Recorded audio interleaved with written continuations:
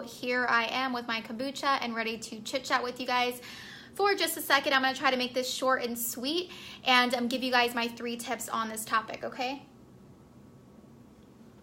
So this topic is like super, hey Matt, super close to my heart, and this is why I'm so passionate about talking about it today, and just because I know a lot of people are either going through this right now or have in the past, or if not, maybe you'll go through this and this will help you in the future, okay? So all of you guys know that I am on my sobriety journey, just trying to figure things out and trying to do the best for me. Obviously, being sober is the best for me, so that is what I'm trying to stick to. I'm not perfect. I have my flaws, and you know, it's been kind of back and forth, and I've just been trying to take baby steps towards this decision and towards making this a full lifestyle for me. And through this process, you guys, the reason I wanted to talk about this is because this is feelings that I have felt and I still feel even to this day. And that's usually what brings me back to going and getting a drink or whatever. But those 2 things are feeling like a loss of identity and also just feeling really out of place. And those of you that have been following me, you know that I have just got out of a relationship of over 8 years. So that's one big thing. Then also I am in the process of giving alcohol up, right? So all in all, to be quite honest, those 2 things, you guys, they were a part of my identity, and alcohol may even be a part of your identity as well, and you just don't know it, right? Because if you have never tried to stay sober for even 30 days, or maybe you have and you couldn't, like that means that that's somewhat a part of your identity. It's a part of what you do, and it's a part of your habits and your lifestyle, okay? So, but I know those of you that maybe want to take a step back from drinking, or maybe you're just wanting to make a healthy lifestyle change, right? And with those lifestyle changes, you guys, and with bringing in that positive habit, or maybe replacing that bad habit, there comes a lifestyle change, right? We have to make changes, and that comes with, you know, maybe not hanging out with the same people, maybe not doing the same things on a Friday night, you know, maybe dedicating, instead of that happy hour, maybe dedicating that time towards a workout, right? And things like that. And so when we start to make different changes and shifts in our lives, you guys, sometimes what that means is it means that we lose people. Okay, and for the most part, it's for the best, because we are up leveling ourselves and trying to be a better person. And so with that, you guys, we have to lose things, right? I've talked about this before. We can't hold on to the old and be grabbing the new at the same time, because we will never fully get to the next level of the best versions of ourselves, right? So yeah, this is something I really have felt, you know, lately, just back and forth. Now, you know, some days I feel good about it, some days I don't necessarily feel bad, but it's a really out of place feeling when something has been a part of your life for so long. And for me, you know, that's going out with the girls and going out and drinking and having a good time. And that also was a relationship that I was in as well, even if it was dysfunctional, even if it was, you know, sometimes good and mostly bad, or whatever it was still a part of me, and it was still a part of my lifestyle, right? So it's a huge change. And this whole year has been filled with different shifts and so many different changes in my life, but they've all been for the better. Even though they're hard, even though they're challenging, they've all been for the better. So if you are somebody that is, maybe you're just trying to cut back from alcohol, or maybe you want to be on your fully sober journey, like that's your goal, or again, maybe you're just having a lifestyle change because you know you need to be healthier, you know you need to make these changes in order to be happier, and in order to up level the way that you are living, right?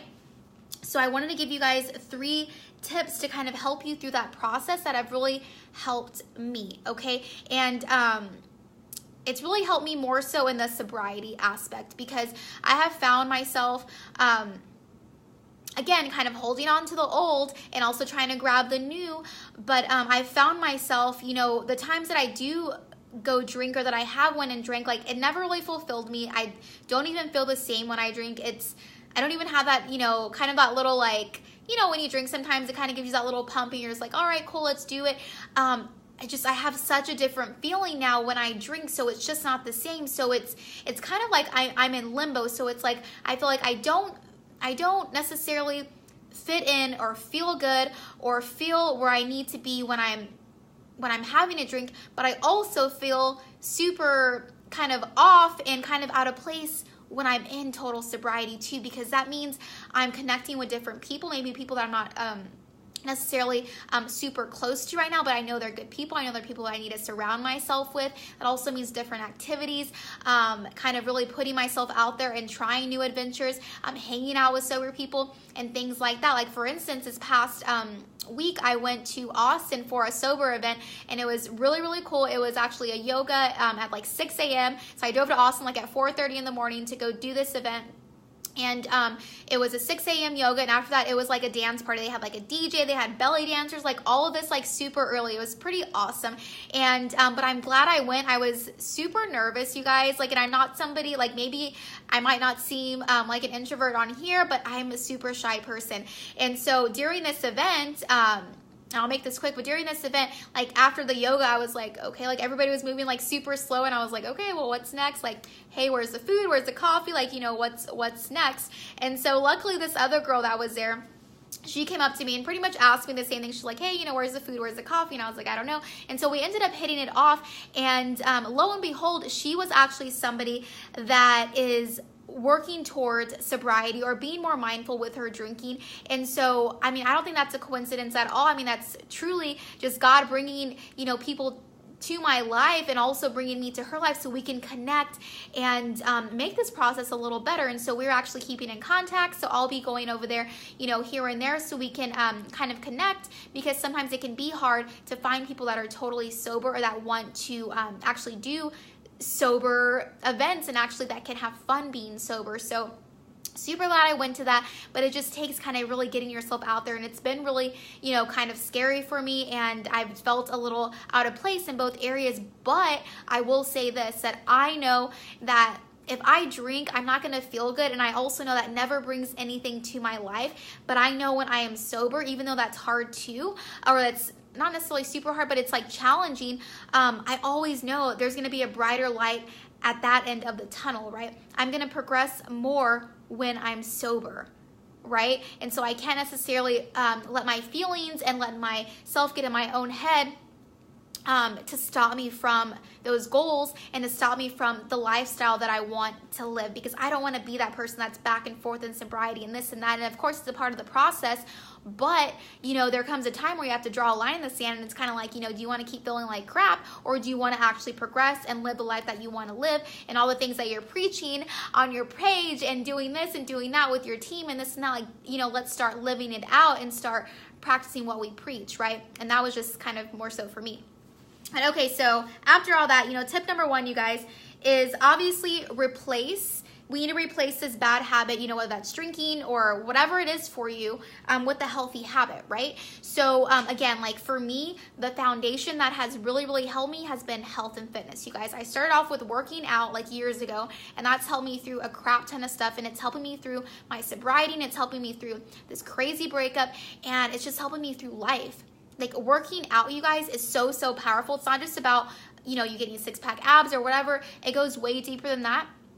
It helps you build your mindset. It helps you become a stronger person, not only physically, but mentally. And it's so, so amazing. And that has really been a big part of my foundation. And then secondly is what I put into my body, right? So if, you know, what I put into my body is going to make a big difference in how I feel, how I look, and how I perform daily, whether that's in, you know, my career or, you know, just hanging out with my family or whatever. I just want to naturally come into every single day feeling my best, and that takes me eating nutritious food and doing the best I can in that area. And then the other thing with that I do as far as replacing, you know, that time that I was drinking, you know, with healthier habits, is I spend more time with God now. I have that moment in the morning. I have that moment to myself. And even if it's just a 5-minute meditation or just listening to some worship music or just some real feel-good music in the morning, that really, really helps me. And even when I feel like, you know what, hey, like I'm feeling good, like kind of want to go grab a drink, or I kind of want to go call this person and, you know, basically just go against what the goals that I've set for myself, these are the things that I go back to. And the only time that I ever slip up is when I'm get more so into my own head, and I think that I can go back to those habits and kind of, have control over them, I guess. And technically, even the last time that I drank, you guys, like I had control, but I just didn't feel good. I still feel like crap the next day, and it just didn't do anything for me. It was just like a waste of time, honestly. Not a waste of time. Like I did have a good time, I guess, but just a waste of calories. Like I just didn't feel good. I just don't like it. So the second thing is, when you want to go back to that bad habit, when you want to go back to whatever you're trying to get out of, try to think logically. Try to really ask yourself, why do I really want to go get that drink? Why do I not want to do that workout? Why do I want to fall back into the old habits? Is it because it's comfortable? Is it because I'm feeling bad today?